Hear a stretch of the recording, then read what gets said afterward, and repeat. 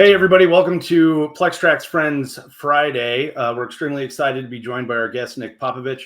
I'm Jordan Treasure. I'm the senior manager here at PlexTrac for our customer success org.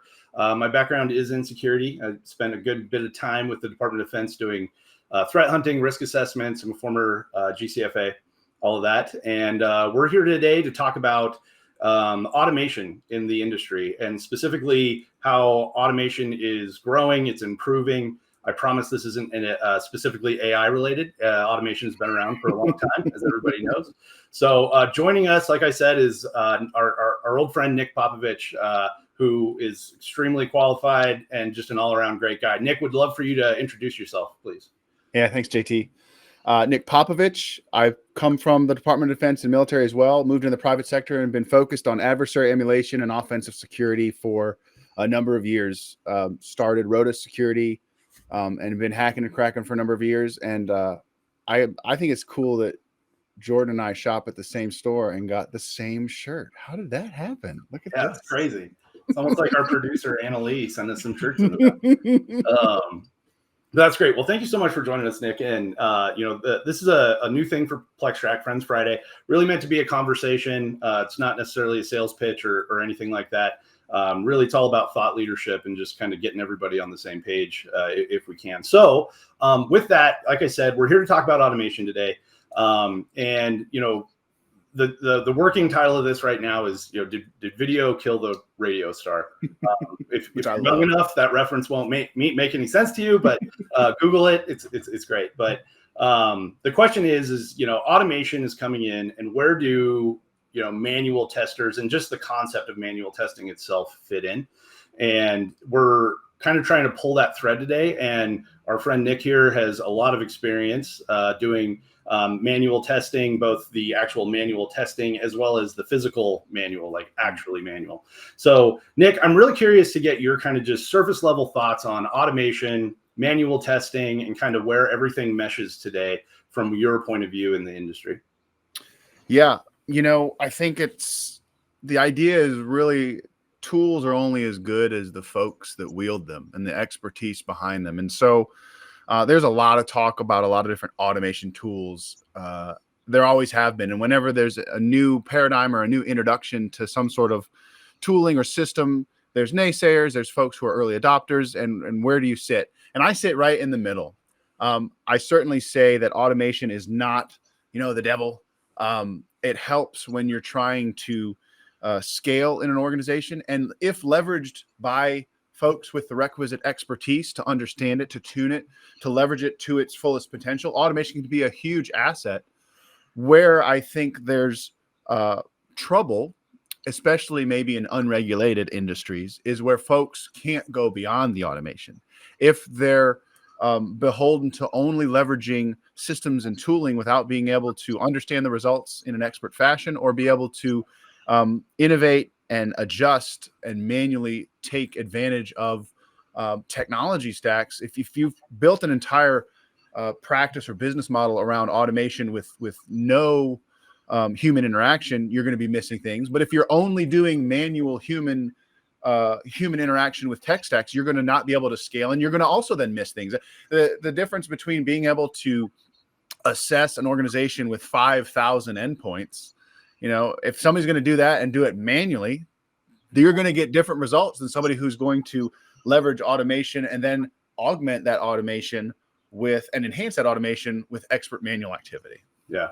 And I think you made a great point, man, about it's the tools are great, but it's like the carpenter's only good as his tools, and the tools are no good without a carpenter, kind of thing. Right. So that idea of, how do we get the right mix of the skill set and the, I guess, contextual ability for people to understand what the tools are performing and what they're doing is kind of the big thing that I see. Is it's a lot of people just want to push a button and have their job done for them.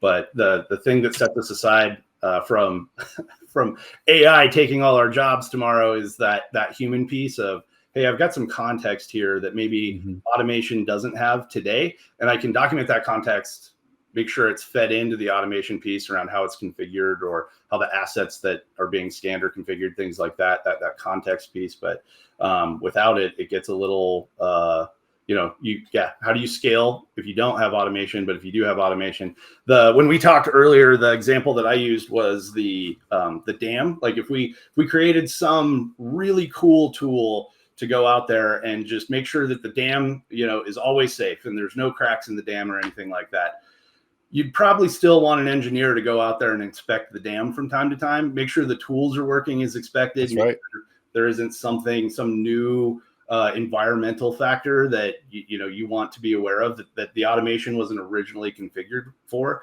And that's just that human, two wet eyeballs on target, just go see what's going on out there in the world. So that's kind of where I sit. But I'm curious to know if you do have any good examples off the top of your head where, automation was a component and not necessarily even a failure, but where the manual component of the testing that was occurring kind of saved the day, or just maybe even took that great automation to the next level. Yeah, and it kind of tangentially, but still relevant. I've had some opportunity to train a lot of folks, and it's really interesting. You can really tell someone's mettle by taking the ability to leverage automation off the table, maybe doing some sort of assessment on skill sets or something like that. Or perhaps you get an engagement where there's a requirement to be low and slow or avoid detection. There's a big, in the realm of pen testing and red teaming specifically, which is my world, trying to avoid detection. The easiest way to get detected is leverage automation, gates open wide, because a one-to-many port mapping is going to occur. And so it's just interesting to watch people who maybe are even seasoned in this, but when you take away the tools that they're used to, you really then decide where their skill sets are, because if they've leaned too heavily on the tools, they can't operate without. Yep. But the best testers then can also leverage those tools expertly. So I think one of the best examples I have, and folks that are listening right now would be able to probably attest, is web application testing. Web application testing, there are a lot of phenomenal tools, and we leverage them. When we do app testing, we're going to leverage tools that spider the environment, that look through pages, that make some of the requests, and really give you a site map and start looking for some of the, maybe the ticky-tack stuff or just some of the low-hanging fruit, identify the site map. But the ability to abuse business logic and application flow and ensure your requests are still authenticated while you're assessing the app really requires a skilled human. And so we just last year had an engagement that this organization brought us in, and they had been tested 4 different times and had been attested that this app, there's nothing wrong with this app. And they were battling a lot of fraud, to the point that there was law enforcement involved because the app had been attested to, there's no flaws in it, by a large government organization, a huge provider, several internal teams, and so on and so forth, had come in and said the app's fine. Coming in, they were saying there's got to be insider fraud going on, and we're not, we're not a forensics investigator, we can't say that. But what they did do on recommendation was have us come in, and again, we leverage some of our automation, but we then map out the application, start looking through it, and within 10 minutes, we were able to identify a flaw that would be able to be realized from an external source.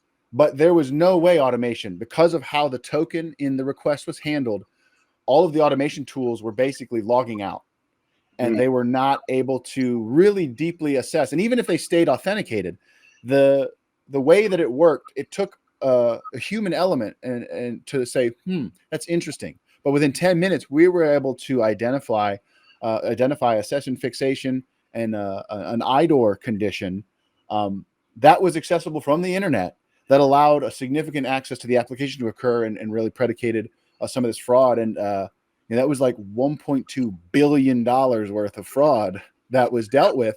And having to come in and have the client say, listen, you're going to have to get your deposition suit on, because you might have to come have conversations about this. And that's after some huge names in the federal space, in the consultative testing and assessment space had come in, but then getting access to the prior reports, you looked and it was all just tooling. It was only tooling. And that tooling gets you so far, but you really have to leverage that kind of the ability to improvise, adapt, and survive. Yeah, absolutely. Yeah, and it all comes down to, it's just, conceptually the automation piece is great because you can go in, you can set everything up, and you can just start moving at scale relatively quickly. But the issue that most organizations have is that every little corner of your network or your applications, your tech stack, whatever you want to call it, is going to have its subtleties that maybe don't equate to exactly how the automation is configured. And that human piece gets you that last mile, I think, is really the important thing. Is it's just like you said, automation is not the devil necessarily, but it has its limitations, just like people do. And the complement of the two is really where it's at, for me anyways, that I see out there. I really loved what you said about what happens when you take the toolkit away. What happens when you take away that automation toolkit? And in my career, when I was doing security full time, one thing we saw is we went into a lot of environments that were very restrictive as to what tools, hardware, software we could bring into the environment. And right away, it separates, the real meat eaters from everybody else, because all of a sudden you're going back to the basics, network fundamentals, packet structures, those kinds of things that automation is absolutely helpful with. But if you don't know those basics, can you really know, is the automation functioning appropriately? Is it getting the things that you want it to? Are the people that are configuring that automation capable and aware of what's out there that you're hopefully scraping for out there? So, or troubleshooting. Like the thing that always blows my mind is just the implicit trust of a tool out the box. Yeah. A perfect example. Here's a really quick example. One of my favorite, when I interview consultants, one of my favorite questions is to walk through, how does an Nmap discovery scan work? And that tells me, have they ever run Nmap through a Wireshark? And then I'll say things like, do you implicitly trust out the box Nmap's discovery paradigm, especially for an external? And do we not all love Nmap? Have I built my career off of Nmap? Like, Nmap is a beautiful, beautiful tool, and it's automation. But if you don't wield it well, if you don't understand that it first sends, a SYN packet with an empty, request, and different TCP packets to 22, 80, 443, and if those ports aren't open, it's going to mark a host as closed. And it does, it might send certain ICMP requests. And so, for a perimeter network, if you don't understand, if you haven't looked at how the tool works and watched it on the wire for a moment and understand that you need to adjust the default discovery, you're going to miss a significant amount of attack surface, because it's going to mark hosts as down. If it doesn't have port 22, 80, 443 or respond to ICMP, it's going to show as down. But how many servers are out on the internet that have port whatever open, or different web servers or services, or don't respond to ICMP? So that's just a perfect example of, we love and use Nmap every single day. Yeah. And it's automation, but without wielding it appropriately. And then troubleshooting. If you're using SQL Map, if you're using Burp, if you're using different tools that are going to provide you value, and you don't know how to interpret the results or ensure the results that you're getting are accurate and appropriate, you're really not leveraging that tool to the best of its ability. Absolutely. Yeah. And really, I mean, for CISOs and things like that, when you look at the cost of some of these tools, and if you're going to spend probably a significant amount of money, especially if you have an extensive toolkit, you're going to spend a good amount of money. And while the idea for a lot of people in that C-suite, that executive leadership level, automation helps with cost, scaling, those kinds of things. If you're not investing in the setup, configuration, and then the care and feeding over time of that automation, that tool set, you're really just kind of throwing your money out the window in some cases. And I think that's what gets a lot of these organizations in trouble, or at least sideways from time to time, is it's like, well, I've got $1 million tech stack to protect my infrastructure and everything within. And it's like, yeah, but you are the people that are managing that tech stack, are they resourced appropriately? Do they have the training that they need? Those kinds of things. So I think that's a big one too, is you can hire people who are incredibly capable individuals. We all know how fast technology grows and changes. We know how many, how just a version of a well-known application can change. And it's not just about getting people who are necessarily as credentialed as possible, but really that keen mind feat, to quote D&D 5e, but that keen mind feat of individuals who are problem solvers and investing in those individuals, I think is a big thing. So yeah, really enjoy it. So something else that we're going to take maybe a little bit of a turn on is the physical pen testing space. And everybody likes physical pen testing. It's cool. It's sexy. It's fun. If you've seen Ocean's James 11, Bond. like, yeah, exactly. James Bond, Ocean's 11. But with automation and AI coming out, there's probably going to be some changes to how things go. And, I think one thing is that everybody at least has a surface level idea of the manual pen testing from the, like I said, conceptual from the tester's point of view, right? I mean, how many times have you seen one of these? There are 12-year-olds walking around with these things, these flippers, trying to figure out how to. Don't go to Canada with that. Yeah. Oh, yeah. Really? Yeah. Are they illegal in Canada? I didn't know that. They're putting out legislation to not allow it to be there. Yeah. Wow, crazy. Okay, cool. Well, right now I know that there are some kids in my city that used one of these to get into an arcade at night. Which, I mean, wow. To me, if I owned that arcade, I'd be like, you guys can just play for free. I don't care. Yeah, you just gave me a free test. I know I need to upgrade my locks. Exactly, man. But from the automation side of, okay, I'm an organization trying to defend against, physical entry and those kinds of things. Do you have any insight as to how maybe automation is testing that, or maybe what's on the horizon beyond just the automation piece? Yeah, I mean, there's a lot of interesting things leveraging graph theory to take, maps and be able to start aligning blind spots. And already in the industry, when you're looking at camera coverage and different motion sensor, they're having systems that will help you determine the right reticle for your cameras and the different things that you need to have out there. So from a kind of a proactive planning and site survey perspective, there's a lot of neat things coming out with the leveraging some of the tooling and automation. Really being able to start correlating alerts and being able to do some of the stuff on the back end is neat. Like we used to tell clients, and we still tell clients, that typically, unless you have eyeballs monitoring or a really great automated system for cameras are not an active control. They're a investigative control. Like you go back and look at the videos unless you have someone watching it, or you have and a lot of folks don't have people watching it. And then when they rely on the motion, they turn the motion off because every breeze or every time the air kicks on and a ficus flutters, it sends an alert. So cameras have historically not been an active control unless you have a paid for 24/7 SOC or someone monitoring it. Well, with some of the automation technologies, it's getting really good being able to determine what, learned behavior and those types of things. When it comes to being able to execute physical security assessment and testing activity, there's not too much that we're able to leverage in the automation world other than intelligence operations and gathering information. I will say that, truth be told, we do leverage chatbots quite a bit now with social engineering activity, being able to at scale, have trained models that can start trying to coerce users into going to sites so that we don't have to have actual individual consultants doing it. We'll have a consultant managing a small army of chatbots that are maybe doing active phishing engagements that are getting them go to a chat and leverage that. So there's some uses for automation, but it's tough right now until we were able to get like an iRobot that can go in and try and clone a HID reader. Yeah, there's still definitely a boots on the ground aspect of physical testing to actually put your hands on the crash bar and push in or try and get into the facilities. Absolutely. Yeah. And, it's a wild world that we're living in where you can go watch a Netflix documentary or anything like that and see, Lockheed Martin's developing this AI that can recognize, your gait, right? How do you walk, right? And walk, yeah. And things like that. And you're like, wow, like, face value, you're like, well, it's going to be impossible to break into anywhere. And then the reality of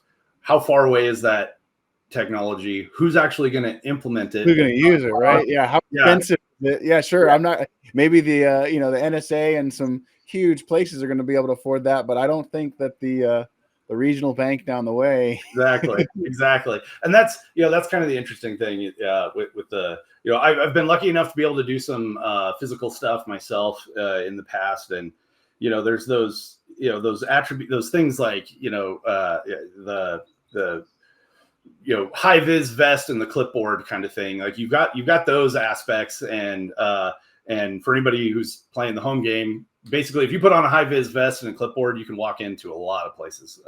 It's pretty crazy. So just go into a hospital and ask for the keys to get on the roof, and half the times they won't even ask why you're there. So there's those pieces that are great. And how do you automate just the human component? And really, at the end of the day, you can't. But I think as time goes by and as AI starts to take off, we're going to start to see that game change a little bit in the physical testing space. And and it's sad for the guys that do it. I by no means my physical pen test or anything. It's sad for the guys that do it, but we have to remember that our job here is to like make things safer and better. That's right. Raise the security posture. Yeah, that's what I tell folks all the time. My professional failure is a success in theirs, and raising the security posture of those organizations that are under our purview is the reason we're here. It's not just professional hubris, those types of things. Yeah. One of the things I think where automation can really be leveraged in all of the different security paradigms and facets and is being able to help with the noise, like correlating events, correlating data, and getting it to the right dashboard, getting it to the right people so that there's an active response. Thinking about most of the physical testing, unless we pop an alarm that blares out or it requires a response, most of the activity is stuff that's investigated later.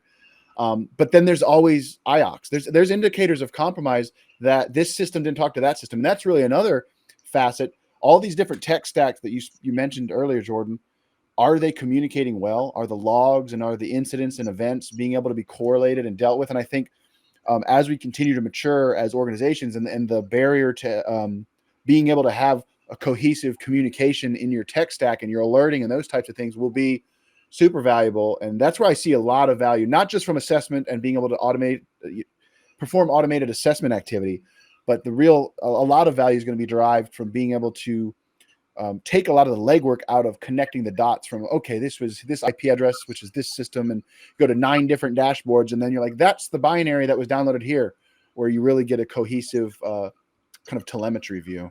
Absolutely. And the telemetry is huge, I think, with automation and that comes back to the people that are setting it up, managing it, care and feeding. It's like you're trying to aggregate. That's great, but are you getting it in the right order, the right timing, or the right things being aggregated? What's being left out in the cold that shouldn't be? What's coming in that shouldn't be? Those kinds of things. So yeah, no, I fully agree. So here we are. We're getting towards the end here. So per our producer, Anna Lee, I'm going to go ahead and give my prediction for manual pen testing in the future. So where I see things going is just like every other form of automation. There will be changes. There will be people that come out of a significant increase of automation over the next decade that maybe don't quite fit the mold anymore. And that'll be based on their ability to adapt, those kinds of things. But I think just like with the go from the cart and the buggy up to the automobiles, it's just people will adapt, people will change. There were no auto mechanics 150 years ago, right? And now there's how many are there in every town in America, right?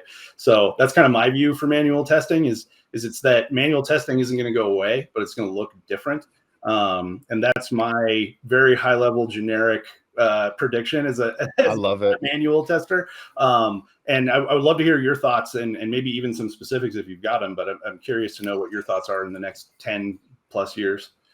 Yeah, it's tough because I'm a terrible futurist, but I don't want to just say I agree, but I love it because if you think about it, there are roles and jobs that exist now solely because of new technologies that have been implemented. And, folks who went to VCR repair school probably aren't repairing VCRs anymore, probably not even repairing DVD players.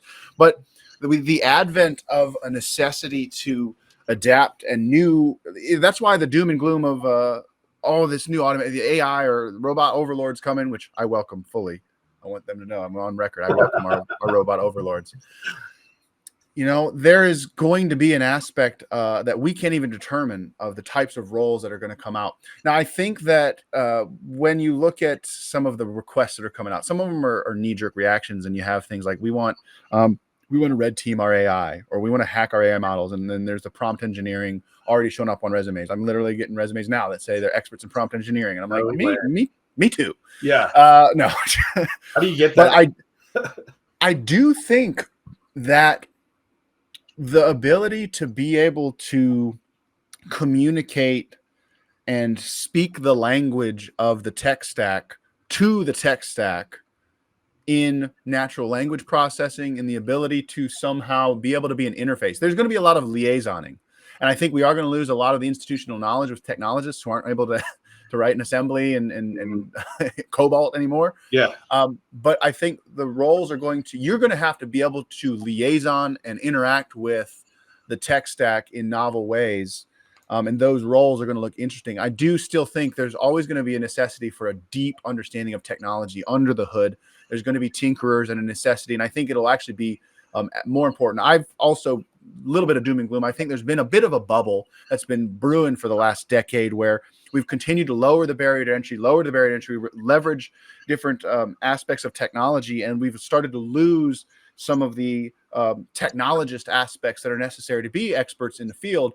And I think that bubble is starting to burst, where folks are like, we actually need folks who truly understand this. They're not just following a script or following, what the tech is telling them. I always tell my consultants and the people that I'm mentoring, never let the computers win. Never let the computers win. You never let the computer win. You're going to get it to do what you want it to do. Yeah. And that means you turn it off. Yep. So yeah, I mean, that's kind of a vague. I do agree. There's going to be roles that we don't understand, but I think liaisoning with the technology. And then from my perspective, being able to hack the snot out of it is still always going to be a necessity. I love that outlook, the liaison kind of concept, and the idea that, the technologist, it's an interesting thing where we sit today where, the average person interacts with a level of technology that was inconceivable 20, 30 years ago. And now, but they interact with it and they don't fully understand it. And the technologists that work for me, they are my go-to in almost every matter. And I feel bad because I don't have enough of them, so I take them with me everywhere I go. But it's going to be a real thing. The thing that I'm the most excited for is that first time that somebody gets into an environment for prompt engineers as a fully qualified prompt engineer account, and to be able to just speak candidly with a tech stack and get it to do whatever you want. That will happen someday, and I hope it doesn't, break anything too serious. Earl Grey tea. The report. Can't wait. Tea, Earl Grey, hot. Yeah. I can't wait to be able to computer, pick out my clothes today. Exactly. Tea, Earl Grey, hot. That's what I love about working for PlexTrac. They pick out my clothes, man. Well, anyways, okay. Well, hey, if you're still listening, thank you so much for joining us. It's been an absolute pleasure, Nick. Really appreciate you spending some time with us. This is a new thing for PlexTrac, Friends Friday. Our hope is to continue it, make it valuable to anybody who tunes in. With that, if you have any questions or comments, this is going to be going out on LinkedIn. Please feel free to comment down below, ask questions. Please be nice to Nick and I. We're both very sensitive young men. But if you have any questions, please feel free to reach out to us. And then, Nick, if you would, please, if you have anything to plug, if you have any socials you want to talk about, give us a little quick intro into Rotas. Oh, absolutely. Please go ahead as we come out. So yeah, if you need security assessment and testing, penetration testing, adversary emulation, red teaming, purple teaming, hit us up. Rotas Security, rotassec.com, Rotas Security on LinkedIn. I'd love to hear from you. I get what the operators are standing by. Outstanding. Hey, thanks for joining us. We'll see you at Hack SpaceCon here in a little bit. So thanks so much, Nick. You have a great day. Thanks for joining us, everybody.